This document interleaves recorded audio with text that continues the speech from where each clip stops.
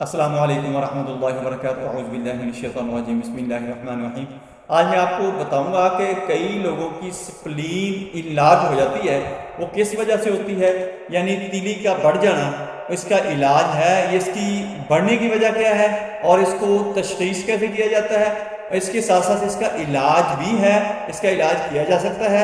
आने वाले वक्त में ये नुकसानदेह तो नहीं हो सकती ये बीमारी, ये कि किस वजह से ये स्प्लीन इनलार्ज हो रही है, सारी बातें मैं आपको बताऊंगा।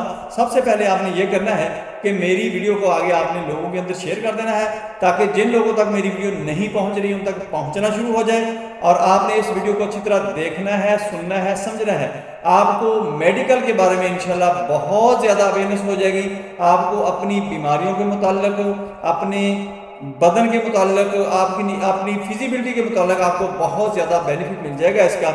मैं हूं डॉक्टर हाफिज रंजन, आप देख रहे हैं यूट्यूब चैनल। मेरा आज का जो